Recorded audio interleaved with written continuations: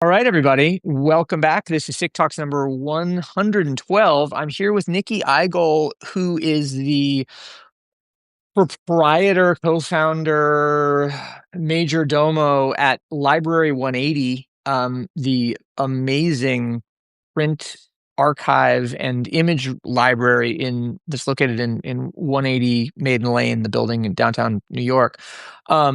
I happened to be there yesterday going through for my scheduled visit to review this amazing library of print ephemera that Nikki has put together. And we were talking about Substacks and talking, and I was like, hey, why don't you come on the pod? So Yeah, anyway, welcome, Nikki. How are you? thank you. Thank you so much. It's a pleasure to be here. No, sorry. For those that are not watching this, we are looking over the shoulder at Nikki's some kind of stacks and shelves.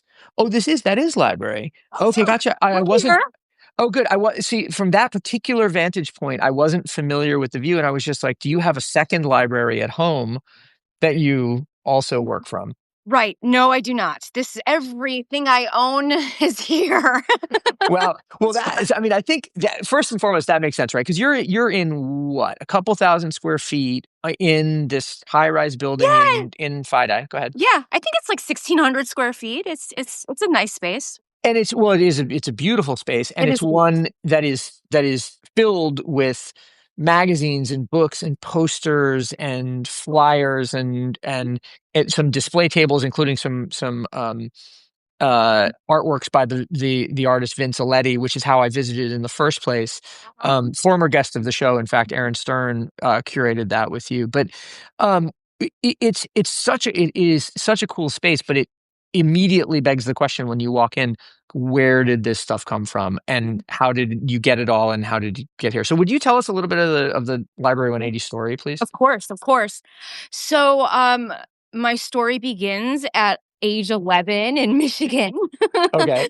I had come across 4 issues of Details magazines Hmm. at a garage sale when I was 11 years old. And, I grew up, in a family that, my mom wasn't a Vogue reader. I did not see any fashion photography, um, ever. Like, I just wasn't exposed to any sort of, like, fashion or beauty or anything like that. Got it. So, when I opened the magazines to take a look, I always loved comic books, like, I liked reading as a child. So, when I gravitated toward these magazines, opened them up, and I just remember having, like, an out of body experience. Wow. Yeah, yeah. I had to have them, obviously, and I literally started collecting, like, the day after. Like, thankfully, I had, parents who would, do as I asked, take me around to, like, I did the Borders, Barnes& and Noble situation, Sure. saw what they had, and it was a great time for magazines at that time. This is early '90s now. Right. Sure. So, started, buying books at stores and shops. But I was still after, like, the '70s and the '80s stuff even then, like, it wasn't, Oh. like, glamorous enough because now we have, like, grunge.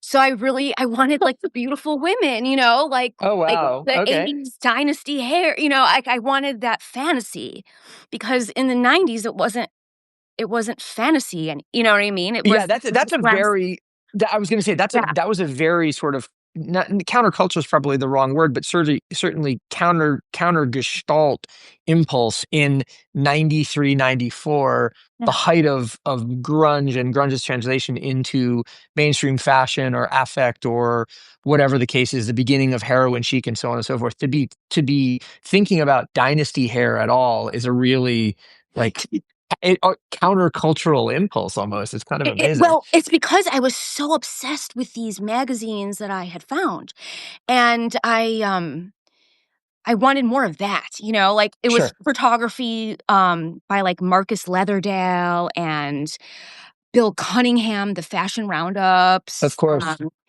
and there was, like, it was the still life photos that were off center and quirky that I wanted. So I had my mom take me. I thought, like, maybe this is the 90s. So maybe if we went to a vintage store, they would have some magazines from the 70s or 80s, which was only 10 fucking years before then, which Right, is right, like sure. so scary, It's like, whoa. So I found I hit jackpot on some vintage stores. But some had magazines from like the 40s and 50s, because at that point it was like, only a 50-year difference. So that was considered vintage for them, but I was not into it. Not into it. Right. I like to say that my interests visually lie within pop to postmodern. So like I just things don't hit for me from anything before the 60s. Okay. How do you define top to postmodern? Like, when does postmodern end? I personally, I stopped collecting contemporary fashion magazines at 2012 in 2012. Oh, I like to, for me, it like ends at, my collection is probably from the 60s to the early aughts. and what I was funny. I was talking this morning at breakfast club with Leanne Abad, who is the not only friend of the pod and breakfast club regular, but also visited Library 180 during the Vince Aletti show, and Okay. maybe has come as well. And we were talking about that 2012 as a cutoff date, and why that might have been it. Like 2012, this is really the beginning of Instagram's proliferation, the That is it. digital availability of Yes. everything, as well as like the post 2008 financial crisis, really like the decline of print media, advertising supported print media, which I know personally because I was in it at Vice at the time. Are are those the factors, or was there something else? Was there a I think stylistic it must change? be. It must be. It must be. I think it's a confluence of factors. I think Right, sure. the money stopped flowing. So yeah, you don't have as much, the shoots aren't as elaborate. For me, I was working at V Magazine for many years, Okay. and I was there for about 6 years, and why I chose to intern at V was because I loved the editorials, and I liked the stylists that they hired and used. When I started working there, I worked as the closet assistant, and I helped the fashion directors. Right. Okay. Gotcha. There was a huge seismic shift to like making sure the G Star shirt was photographed, like making sure that this Armani Exchange pant had to be in the shot. Sure. I I thought that like the advertisers, the need to include the brands that paid for the advertising was more important than getting a good look, like Right. Sure. styling, Yeah. than actual styling. Well, So I and think and I and think and it having doesn't fool people, you know what I mean? It does. It's just you can tell. You can well, tell. this is the I mean, and having been on the other, I would have been on the other side of that Mhm. exchange at the time, and to some argument, like I will, to some extent, I will always argue that the case that you can walk that line well, but you have to consider it if it's just a simple like put in the Armani Exchange pant Yeah, with no consideration to how it fits into the concept or no how it suits the style, it's not only going to make the product look not as good as it should, totally. but it's going to compromise the overall, Exactly. editorial. So the thing is to figure out how do you get the commercial credit in a way that is artful, on Ex brief with the It is creative on and the so on and so forth. stylist. It's on the stylist. It is. And not and, the front of book that was rough, but, like, stylists are great, but it wasn't just, like, one brand. It Sure. was 100 million brands. It was like, it just felt impossible to, even, include, like a Mugler's anything, like, you couldn't even use another brand. Like, you had to use everything that advertised in that particular magazine, and it just became too much. But I think, like I think the paper quality went down. Sure. When I like a magazine, I like glossy. Everything turned into this like matte, dusty. I think the ink quality went down. Everything looked like muted to me after Wow. 2012. It Yeah. even Okay. felt different. It was like powdery and it I don't know, but the ink It's sat so differently on the paper. It was sure. just it It's didn't so no, the I fantasy was know gone. Gone. I know what you Like, mean. That's so, and that is so interesting. Like the tactile quality, the sensory quality yeah, of the thing, eliminating the fantasy. Because yes. I'm I'm dying to interject here because I'm much more of a total content person. Like the feeling, the textures of that stuff.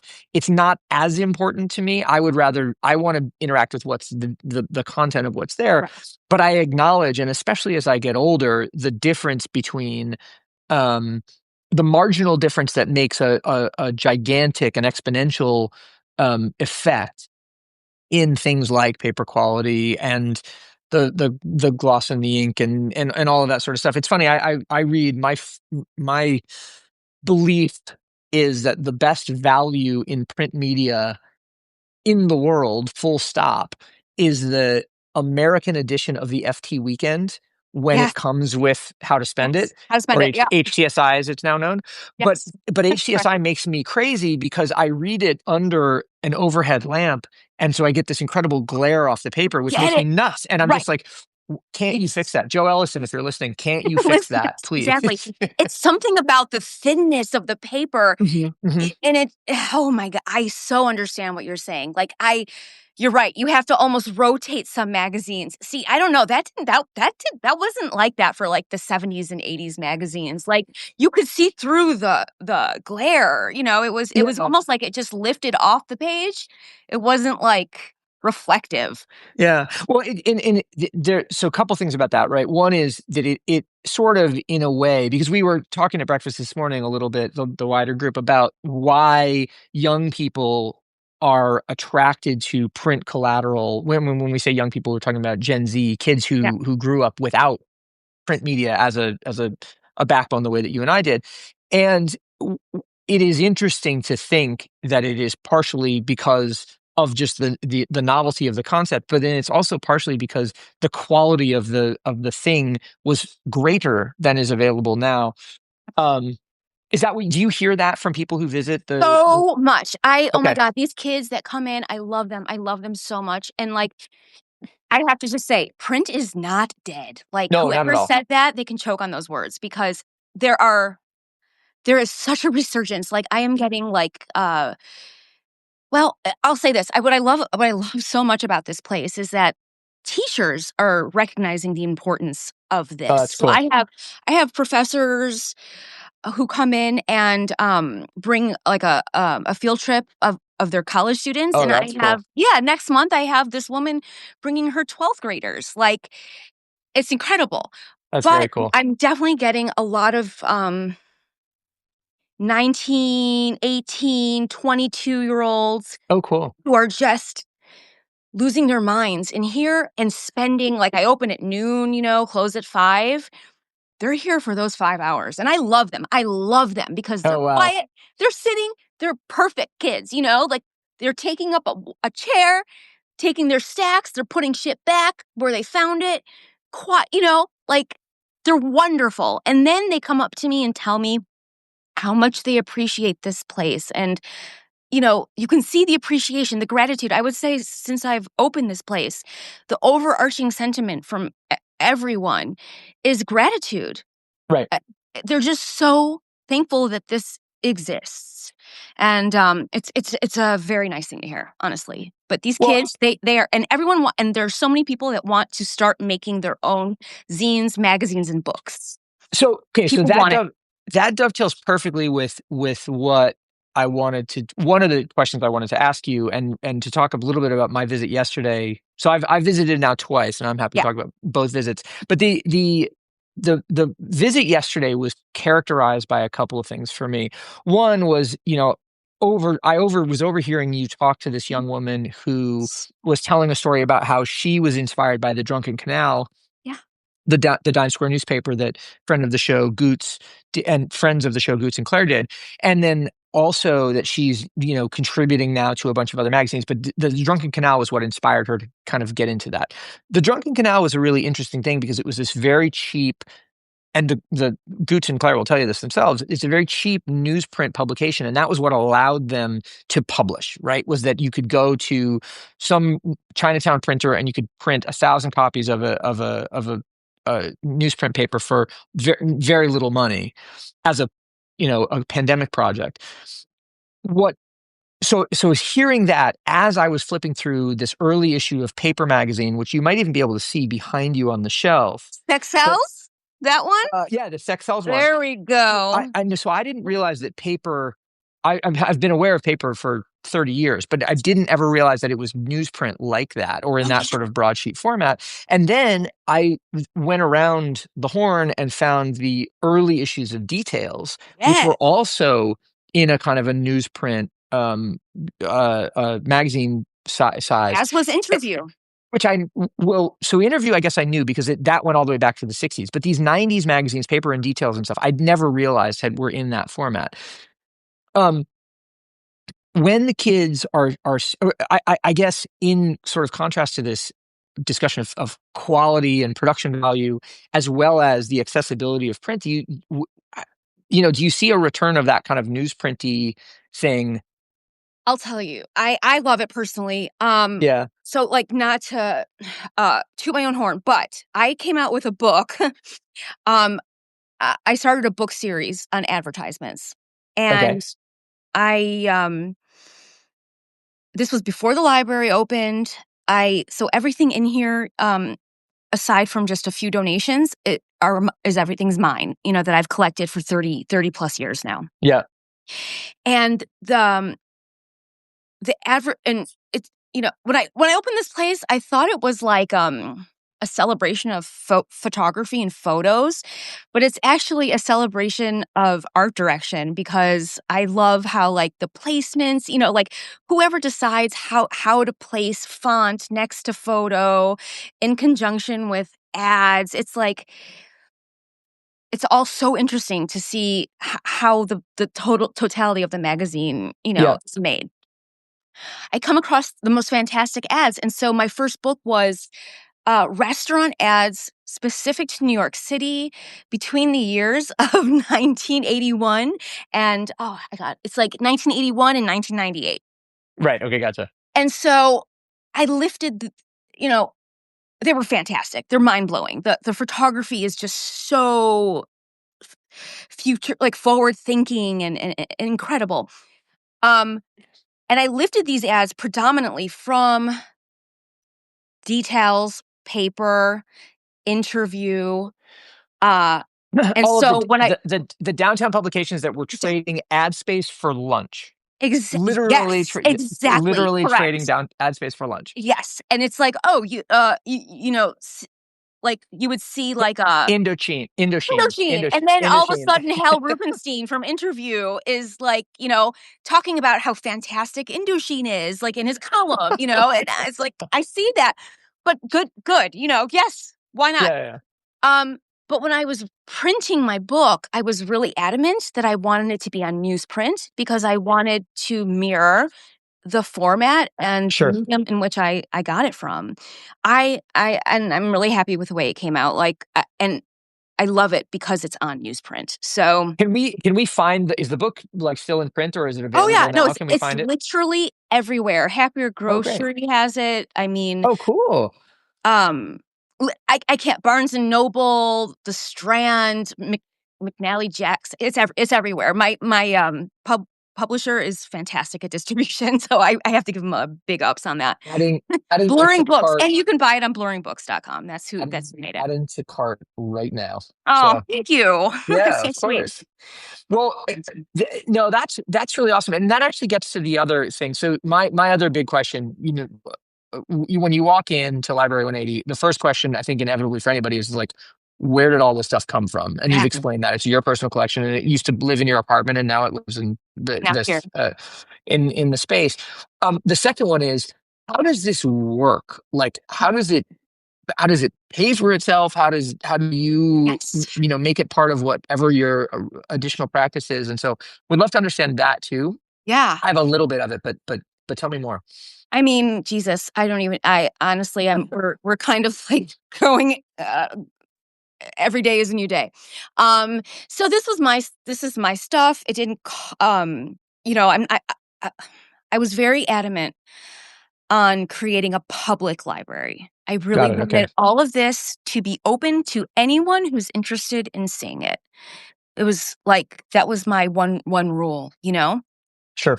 because there just isn't a place like this. Like, there certainly, of course, is FIT, and the Met has wonderful collections. And I think technically you can go see them, but it's a difficult process. Sure. Um, Also, oftentimes I had to purchase the cheapest copy of everything because that's all I could afford. And Sure. I'm also an image researcher, so these were all my tools of my trade. Like, my shtick is that I offer imagery that is not found on the internet. So Right. I break spines. I've been known to pull out a page or two, if I couldn't get that full thing. Sure. Yeah. Yeah. So I'm also not precious. Like, I think in certain institutions, there's like this preciousness, white glove sort of thing. That's not, and it was important that like people could come here, be hard on them, and just like really digest them. It's so funny because I mean, well, one, I heard you describe somebody yesterday as a condition queen, which I thought was a funny term. But beyond that, it's just that's such a. It's on the one hand, it's pragmatic and it's necessary, but it's also super generous because there are many objects in there that are in theory or in practice quite Mhm. valuable, Oh, and the totally. fact that you're letting people come in and handle them is just like it speaks to a kind of a generosity I think is really What am I going to do? You know what fantastic. I mean? I'm like, you can't Well, I bury it. mean, what Can't one bury it thing with you could do, you. you kind of could if you wanted to. I'm glad you don't. I'm really glad you've taken the Because opposite it's not my path. work. It's not my work. Sure, Like, to sure. charge for something that just I didn't make, I didn't do, I didn't. Yeah, yeah. But we're a 501, which is great. Okay, Um, and we just have to think of ways to, raise awareness, and raise money. sure. I'm a creative. I'm not a business person. It's to be TBD. Right. I don't Yeah, know. yeah, I sure. honestly don't know the answer Have to you and that. you have you have some partners, right? Yeah. Oh, yeah. That Great. I have a fantastic partner, Stephen Shaken. right. Him and we worked together at V Magazine all those years ago. Um, he now runs a fantastic photo agency called SN37. Okay, So he's a genius. He'll figure it out. I know he will. But um, we're in this together, and we're trying to think of what to do. Like, is it about awesome. opening the place up for events? Is it Well, hosting, the space to people? Is it about now? I will say, lots of big brands have come in with their entire design team, as a afternoon, research. sure. Yeah, yeah, yeah. Perhaps it's about, It's a what's market it about? visit. Yeah, It's a exactly. market visit. Yeah. Perhaps in the future, maybe it's about asking Creating for a some suggested donation with some sort of just that. subscription process or, Mhm. or product. Ex Yeah. Well, I mean, look, we're those who are not watching this on Substack Live as we're recording it. In the comments right now, you've got Amanda Rubin and Leanne, who's already I mentioned earlier, who I was talking about, like are interested in doing events, and Right, yeah, so I think you can't and you can't help having visited the space but think of like what could we do in here yeah, that could be interesting additive, and then for those of us who are business brains to start to go, and how do we pay for it, and how do we make a little money on it, and how do we make support the health of the enterprise and so on. So I'm sure that you'll work it out too, but Amanda, Leanne, get in touch with Nikki for hi, sure. guys. uh, well, Nikki, one thing, speaking of Leanne, one thing that he wanted to know when we talked this morning at breakfast was like, of all of these precious objects that are memorial or are held in the library, what's the one for you that's most Uh, deep or meaningful? sure. Okay. So, of course, we have my original 4 details that I found, at Were, the were garage those? sale. I wanted to ask, were those what? When were those from? Oh, Those the 40. early, Annie Flanders eras, so Okay. 82 and 83. So those are the newsprint black and white Mhm. versions, not the glossy that would have been available on newsstands or Barnes and Noble in the 90s. Those are like Absolutely. early ones. Okay, got it. Yeah. Okay. What else is precious? I mean, look, I love everything because I bought, and Yeah, yeah, for sure. I am not a trust fund kid, like it was like I didn't purchase clothes to buy magazines, Yeah, I'm yeah, never yeah, for gonna say sure. I didn't eat because believe me, I love a good meal too. But I definitely made choices, right? And Sure. I chose magazines and books always over anything else that I could have had. So, preciousness, God, that's a hard I love Well, people so much. let's. Yeah, I was going to say that maybe the other way to look at it is like, is there a thing that you recognize as being the most special or the most rare or the most sought after or whatever? Yeah, um, I think that Jesus, yeah, there's a lot in here that is, like, so special and rare. I think that, uh, George Wayne recently became a friend of the library. Okay. And he had a magazine called R.O.M.E, and it was a facsimile that he created on his own based off of other pages in magazines that he gravitated towards. Now, this man he's a character beyond. He was the gossip columnist for, get this is like such a incredible resume. He was the gossip columnist for Interview magazine, Yep. I think shortly after Andy died. Then he went on to be the goth columnist for, Paper Magazine and Details, of course, and Vanity Fair under Graydon Carter, okay?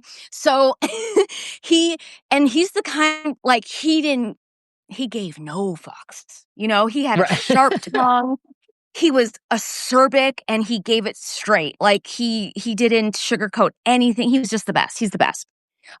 So his publication that he did called R.O.M.E was, super special, and it's very hard to find. And that's Once upon a ROME with periods, like an acronym for Rome. Exactly, Yeah. yes, and I have no idea what it stands for, honestly, I'll ask him one day.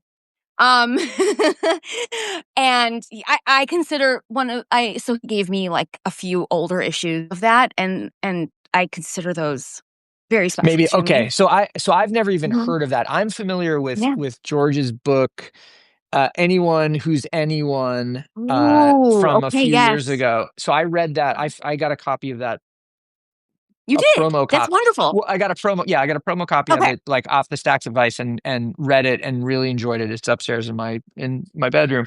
But okay. but I'm unfamiliar with Rome, the Yeah. magazine. I mean, So it do really you want interesting. me to do a quick flip through?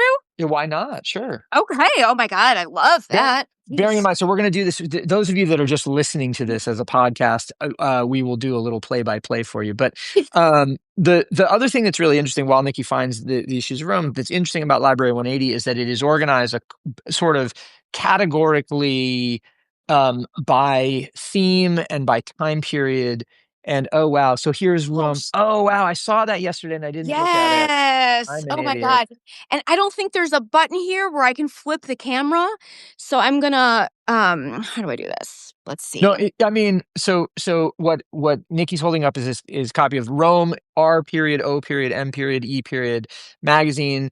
There is a beautiful black model on the cover who I I love can't identify, but but look at who the and it's binding. it's This is the like lust issue. Kinko's. It's the Oh lust issue. wow! And Yeah, it's done in a kind of a I love like the a binding. a because square binding, square we binding, like all a did almost. like book projects when we were kids, right? Like in school, and it's like this is totally how I did my Oh, book it's projects at amazing. least. Yeah, yeah. Um, and There's then obviously he signed it for me, like just That's amazing. wonderful person he is. But it's all I wish it translated better, but this is all like faxes of pages. Oh my And gosh! then Wow. with his very keen and sharp commentary with it.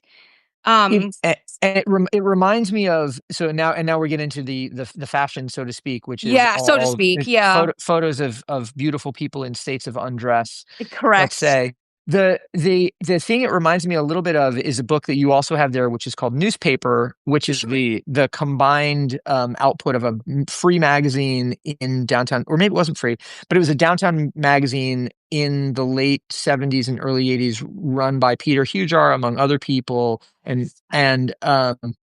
which is an awesome book and is available at bookstores today as well, which I Current. encourage everybody to get. Um, but yeah, it's really interesting because it's high aesthetics meets low production value meets, like intimate connection meets the editor, the artist's distance, or the Yeah. artist's like critical distance. It's I fascinating. love how you said that. That's exactly what it is. That's precisely what that is. And it just and it feels like a special object, you know? Yeah. Yeah, yeah. No, that's really cool. I have to say, so visiting the things that when I first visited, the things that struck me first and foremost were copies of Richardson number 1 and 2. Andrew Richardson's magazine started in the late 90s, 99, 98, 99, something like that, which was meant to be a high class porn Mhm. magazine, high class literary porn magazine, something like that. I have never seen issues 1 and 2. They How are good are available. they? They're very good. They're They're very so good. good. They're very good. And but it's interesting because they are much more. It's almost like they're more like straight ahead porn mags Mhm. than the new stuff is. The new stuff is more esoteric, and I think often gets in its own way because it's a little too Oh, yeah. portentous. Trying to be, I don't know, like softening the edges, I don't know. But my favorite part about these early Richardson magazines is that he commissioned brands to do advertising that was specific to the magazine. Yep. So there are Supreme ads in there. Did you see those? Of course. Yeah, yeah. Uh, well, and I would imagine, I don't know. I've never talked to the guys at Supreme at that time, but I would imagine the ASCII porn ads that Supreme famously ran, as well as the Terry Richardson calendars and so on and so forth, would have come out of conversations like that. I think so too. But That's really fascinating. I just love flipping through these because maybe they really should be living in my smut room, actually. Yeah, I don't know. Maybe I'll relocate those. I But wouldn't. I'll tell you what. I wouldn't. So there is to that end. There's a room within the space that's devoted to erotica and porn, and the Richardson is out in the more consumer yeah. section, fashion area.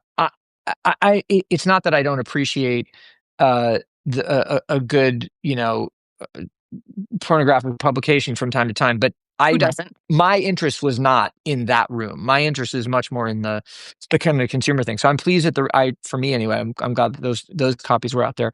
The other thing that really struck me from my visit was this complete collection of Visionaire that you have, right? Which is the art publication done in limited runs, highly bespoke, always with an advertiser integrated and with like unique contributions from artists that were done by the people who were then went on to do V and V Man and the various other commercializations of that franchise.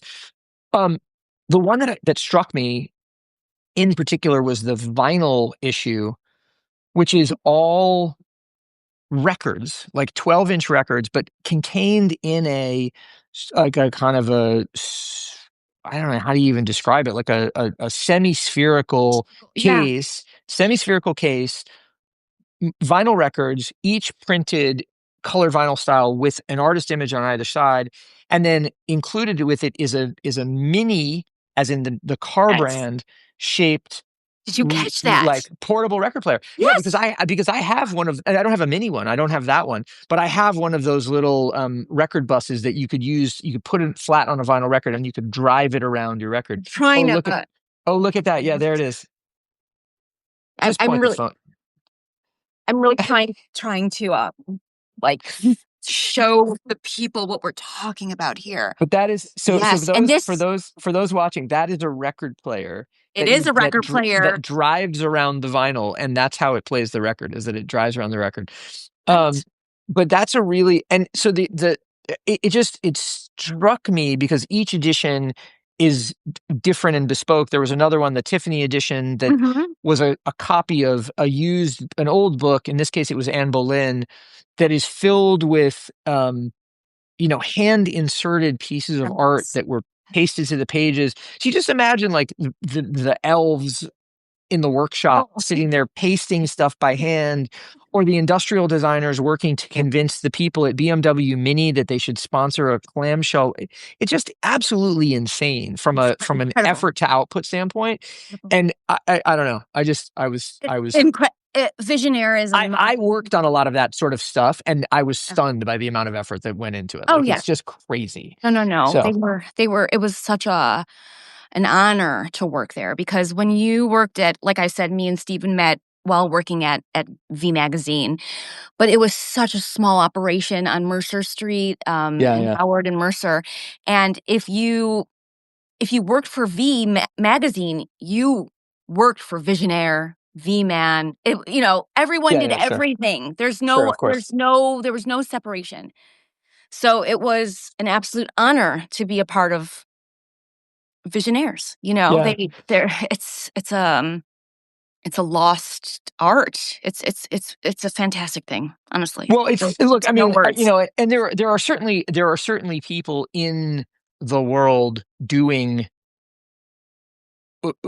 outputting things like that, but they tend to be more like art editions, or they tend to be um foundations or whatever. It's not, let's say a very large scale book publisher, like the copy of Area, the history of the nightclub in New York that you have, has a lot of those multimodal elements in it, but nothing like that. It's just bananas. Nothing like that now, but there was something like that in the 70s. It was called Shit Must Stop, SMS. And have you heard No, of I'm it? not familiar. No, I'm not familiar. Should I grab a few? Sure, by all Okay. means. Yeah, of course. I mean, I'm really gonna show my age here.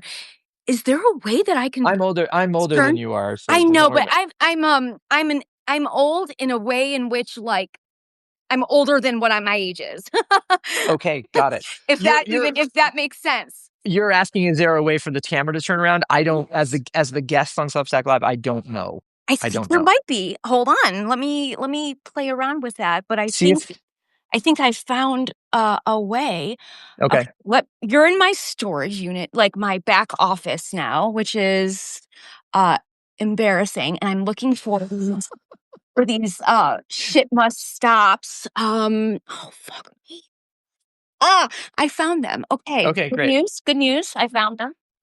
Um while I'm getting them, go onto Google Okay. and look up shit must stop, and you'll get a better sense of what this is. And I'm not Shit gonna Must use Stop Vince's table. magazine? It's SM not a okay, so magazine. No. oh, I Uh, see. So SMS portfolios. portfolios. And I think Interesting. Okay. So let me read. SMS Shit Must Stop is a collection of artist portfolios that are conceived by William Copley and Dmitry yes. Petrov as they speak about the long relationships with the artists. The collection was published bi-weekly from February to December 1968. Wow. So 10 months. 10 months only, because look at what these people did. Wow. So here's one of them. I don't know. Look at the list of artists. And Oh, wow. Mel That's Ramos, let's say, one of my favorite artists in the world. His contribution was he did these Candy, the Baby Ruth, oh, wow. Okay. imagery. But not only So that, Yoko Ono, her contribution for this one was she like she made a glass bottle or something and then Okay. broke it Okay. and then urged you to put it together. And she wrote a poem in the bottle if you were ever to be Oh my successful in gosh. putting it back together. Then you'd have the poem. You would have it. Yeah, That's and like amazing. That's look at amazing. look at these people. I mean, But yeah, so this is so for those that are not, would you show me that again, Nikki, please? The list of yes, artists. sure. The for those that are not watching, you've got Yoko Ono, you've got Mel Romus, you've got Roy Lichtenstein, you've got Bruce Nauman, you've got An Kawara, John you've got Cage John is Cage. fuck. Yeah, I mean, among a number of artists who I don't know, whose names I don't know, This is the other as one. well. Larry Weiner, or Lawrence Weiner, as he became known, Neil Jenny, Robert R.O.M.E. I mean, it's just And remarkable, their remarkable. contributions were just it was really crazy. Like everything they made everything by hand, these guys, because only I don't think many were made, and like I said, it only ran, or like you said, it only ran for 10 months because this poor Yeah, guy probably just couldn't afford it, you know? Like everything's uh, handwritten. It's handwritten. yeah, yeah, yeah. Holy Um moly, that's yeah. cool. That's You'll really come take a cool. look at it next time you're in. Okay, please. I would love that. I Yeah. would love that. Well, okay. So, by the way, speaking of, we haven't talked about how people actually come visit. Yeah. How do you work on that? Because it's, not a huge space, and it's Right. you've got a finite number of people in there at a time. How does I that mean, work? the real it's quite a long. Okay, so it's appointment only because it's important for me to be present with people Sure. because like I said, I've lived with these magazines for 30 years. I know what's in them. So if someone's coming to do a real it's great to come in and just have a great afternoon looking through magazines. I love that. That's me at the core. But I really want to be a tool for someone who's actually doing research, you know? Right. Sure. So, like I said, this is not my job. I have a jobby job with the incredible Pat McGrath, you know? Oh, right. Okay. That's Sure. my real life Legendary makeup artist. Yeah. Yeah. Yeah. legend, the best in the world. And, I'm only here Tuesdays and Thursdays. So, Okay. I like to so people the appointments are Tuesdays and Thursdays, Okay. and I don't like to pack it in because I wanna be able to really talk with people and ask, like, "What are you looking for? Let me suggest this." Like, I wanna be able to help, you know? Sure. So, I get maybe 10 people a day in. Okay. Um, I also don't wanna crowd the space, and it's hard, it's Yeah. hard, Of and course. I will figure it out and make it more accessible, but, like, right now, it's the wait list is really hard to get in. That's what Okay. it is, and that's why. It's not superficial, it's not I don't wanna make it hard to get to be, to get be cool. I'm not here because I need to work, Yeah. and Of course. yeah, that's the problem. Got it. But if people did want to go and were willing to wait out the ways list, it's Yeah. like DMing on Instagram or sending No. via email, or what's Email. the best? Okay. Got Librarian at library180.com. librarian at library180.com. Okay, perfect. Well, so those watching, those listening, I highly encourage that you do this. It is worth the wait, however long that wait is. And Nikki's lovely and is an amazing resource. So anyway, Nikki, the other thing that we should talk about just very briefly is the theoretical subject of these chats, which is what my guests look at in the week's news cycle and go, "Oh, that jumped out," Yeah. from the list of things from SIC. I, mea culpa, did a very bad job of sending you the links and gave you almost no time to review them at all, which is I'm sorry about. And so, if you didn't look at anything, that would be totally fine, and we can go back to talking I about did. I looked 180. at a few. But I'm interested to know, as a librarian, Yeah. self-styled, what do you pay attention to in the news cycle, or what was it from that list that jumped out at you and struck you as being like, oh, this is interesting? Well, it was a long list, and I tried my best to sort of digest it. But obviously, you had something on there about a library. S. Devlin, who I've always I think is a genius. Same. Um, created a library in Miami, was it? That was Yeah. on the beachfront, that rotates. Yeah. And I read, it was just the first article. I only read one article. And the photos obviously probably don't do it justice, but that's an amazing concept. And it was it for the Faena Hotel? I don't, I don't know where it was located. It's beachfront in Miami Beach. It's for Miami Art Week. And so as Devlin, who is the set designer and multimodal creative person, Incredible. made this installation, which is really kind of stunning. It's a triangle that Yeah, is 50 feet tall at its highest and is filled with books that she was influenced by over the course of her career. And then this thing with this edifice that she's created sits out in the middle of a kind of a moat, and it rotates. And exactly. so you can't, it's a library, but it's not accessible. It's an art object, but it's also functional. It's just like it's doing a bunch of different stuff. And then Seven, the fact that it's temporary for Miami Art Week is also an interesting comment on also the, you know, archiving of stuff. So yeah, I agree. It's fascinating. that was cool. I do. I was a little annoyed. I have to be honest. I was a little annoyed that the books seemed to be color coordinated, Yes. Okay. which See, I was that is like, never, yeah. I'm Well, you know what? I have one friend that does it and pulls it off well. Her name is Chelsea okay. Peerless. Okay. Other than Shout her, out who Chelsea. Chelsea always, other than her, I've never seen it done well. Yeah. Never. So that was the one thing that struck me as a little bit of like Instagram bait in a way that was a a step beyond what was necessary, but I thought conceptually speaking, it was really interesting. And I have not dug deeply enough into the project, but I would love if there were also a bibliography that Yes, then you of could course. start to go, okay, right, this is as is, you know, list of influences from the sublime to the mundane. Um, that would be really fascinating. So we'll have I to see agree. whether she Yeah. produces that or releases that. I'm gonna read. I want to read more articles on it because I saw people. There were photos that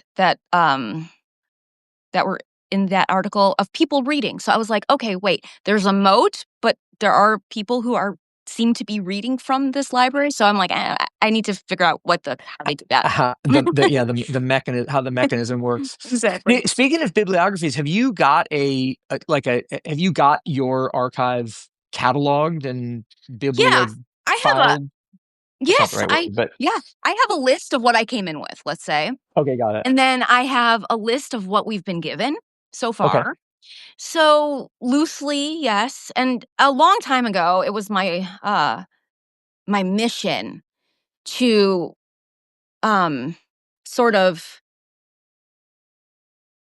scan all of this in, tag it, right, sure. have it be available, perhaps do like an underground Getty one day. Um, but I I now am so proud. Like I now no longer want to do that because I like Sure. that this stuff does not live online. So I think I'm no I've abandoned that fantasy of making it all, Yeah, well, I mean, look, not only would that be a tremendous amount of work, so I can yes. understand why My you would God. not want to do it. I think that we live in an interesting moment where so for instance, one of the stories in the newsletter today is about the music service Suno, which just got a bunch of funding. It's an AI driven music service, and they are producing apparently as much music every 2 weeks as Spotify posts or sorry, as is posted on Spotify. So in other words, they're it's hyper scale production of artificially intelligent or AI driven music, which is simply to say, like, who needs tens Who of millions needs of songs? And totally. what do they do? What do they do? Like, what is the purpose of these things? And so the idea that there are there's a body of work that requires purpose, intention, friction, and access is, I think, it makes a lot more sense now than it did 3 years ago. Sure. In some ways. So I get that completely. I also wonder what as a professional image archivist and image finder, let's call it, Yeah. what you like, whether you have a position on how these things get commercialized themselves. Like if I were to come in and find an image in the stacks that was just perfect for my next mood board or my next campaign or whatever it is, like how do I interface with you to try to bring that to life? How do I interface with the original creator? Is there a way to Yeah. do it? Like, have you figured any of that kind of stuff out? So I tell people that like photos are welcome on their phone. Okay. Now, I get a lot of people who are art directors, creative directors, all of that. I will scan an image or two for someone, no problem. But I can't tell you how many people have actually consulted with me now asking for my assistance in creating what we call in the industry swipe. Right. Okay. Sure. So That's great. I mean, yeah, I mean sorry, it's finish that thought. I yeah, hope that's no. great. It No, seems like it's it would be wonderful. good. So it's like I'm happy to do this for individuals who truly need a deck or a mood board to be or a concept to be fleshed out, Okay. or to just like if you have an idea and you need to make it visual, like represent it visually. I do that for people as a living. So I've met um since opening this library, it's been nice to kind of open that That's cool. Yeah. Yeah. yeah, that gateway to meeting, art directors and creative directors and stuff like that. Um, but is there a way to like speak to the photographer? I mean, a lot of this stuff just it's who even knows who they are, you know? Yeah. Like, I- Well, it's the part of the reason I asked the question is when the night that you and I first met and talked Mhm. was we talked about the fact that the Getty Museum, not Getty Oh, Image, to that's be right. very Yes, we clear did here, have a discussion but about. The Getty Museum had released or had reclassified all of the artwork in its collection under some kind of Creative Commons thing where you can not only grab it, download it, but you can put it to use in commercial contexts for free for That's nothing. I mean, and it's literally like if you want to in their example video, which is awful by the way, but they I think as a matter of fact, as we were watching it, you were like, it's hard to make things this bad, that Yes. which is true. In any case, the like one of the examples is like you want to wrap your car in Yeah, Van Gogh, like right. Easy. what? Do it. Yeah. So, but it struck me as like that's such an odd thing. Like what? I mean, clearly Van Gogh is in no position to object, but a living artist like Ed Ruscha, for instance, Mhm. who is aware of his market value, like somebody goes, "Oh yeah, I'm going to just wrap my Volvo in Ed Ruscha word art," and I can't imagine he would be down for that. And so it just like the question of usage over time, I think, is really salient to me, and I wonder how much you think about that. I mean, it matters. It's like Yeah. this book that I put out, so people were like, "Aren't you afraid of usage rights?" I'm like, "Most of these restaurants don't even exist anymore." And the few that do, I hope that, are feel honored to be amongst them. Like the maybe the 3 that still are in existence is Indochine, Odeon, and Pig Heaven, you know? Right, sure. If Pig Heaven wants to come after us, like, okay. But But I hope not. I love that restaurant. I love going sure. there on the Upper East Side.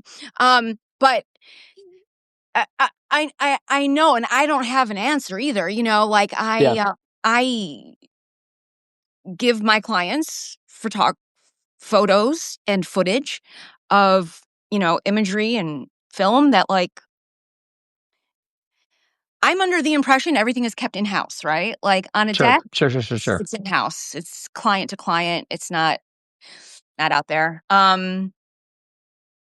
Yeah, I've successfully skirted around this issue my entire life, which I'm so Yeah. thankful for. Like Well, even I I had a touch huge wood. mm, Well, I said touch wood. yeah. Part of the reason I ask is because I think well for two reasons. One is I'm interviewing in a couple of weeks Ben Schwartz, who did the book Unlicensed, which is an oral history of bootlegging. I Okay. happen to be by weird this I wasn't planned, but I am Yeah. wearing a bootleg sweatshirt that the skateboard company made, and and just this and then I grew up skateboarding and in let's call it a hardcore music and like adjacent to bootleg culture and reuse and reissue culture that was incredibly valuable the way I look at the world, but also is, you know, it runs it begs the question in an AI driven slop universe, like where does authorship lie? Where does control lie? All of this sort of stuff. And I don't know. I mean, I think you're in some ways right at the coalface of that, and in other ways, like you're doing a thing that's totally retrograde and awesome because it's totally retrograde. So I don't know. It's just I know it's hard. It's hard. It's like I don't know. I guess it just depends on how litigious an artist is, yeah. or how offensive they find The the end reuse result of. Yeah, right, right. or how massive the capitalization of the reuse is, Perfect. right? Right. Because it Exactly. yeah. Exactly. Well, I don't know, Nikki. I mean, clearly we're not going to come to any answers on that right this minute in the next, I mean, in what's the final interesting? few minutes of this chat, but it's a fascinating subject. We should read how the Richard Prince stuff unfolded. Like, didn't you have? Yeah. Well, okay, so sorry guys, we're referring to the artist Richard Prince, who recently published a trial, like as a piece of art, a Yeah. video of his testimony at a trial that was driven by copyright. He, of course, came to prominence as a member of the Pictures generation for his photos of Marlboro ads in particular. Um, but yeah, I don't know how the case resolves. Do you? I don't. I think it probably. I think we don't know because it was probably settled. But Right. interesting stuff. All Like right. I Well, think he's. we're gonna have to do some research on that. Yeah, definitely. All right. Well, speaking of research, we've reached the end of our time, Nikki. But Oh, I okay. That was do fun. want to once again, for those who joined late or who are or haven't written this down yet, how do people find Library 180 and connect with you and just generally stay up to date on what's going Yeah. on over there? So we're on Instagram, library.180. And if you guys want to make an appointment, you can email librarian@library180.com. Okay, fantastic. And then the other thing, and just because the space itself is hard to access, Yes. but you are interested in telling the story more. If anybody listening has a Substack newsletter, for instance, or other sort of like Absolutely. means by which to tell the story in public, Nikki was incredibly accommodating with this request, and obviously, as you can tell, is a great conversationalist. Yes, So, it Nikki, was. It was thank you for so that. much fun. I'm so glad we did this. Thank you. Yeah, me too. All right. Well, everybody, we do these Sick Talk conversations every week. I'll be back next week with Avery Trufelman, who does the Articles of Interest podcast, which is an amazing archive series as well. And then we will talk further, Nikki, you and I, in Yeah. person and Oh, otherwise. absolutely. Sometime 100%. soon. All Definitely. right. So great Cool. seeing you. Thank Great you. to see you too. You Bye. bet. Thanks, everybody, for tuning in. We'll talk to you later. Bye. Bye.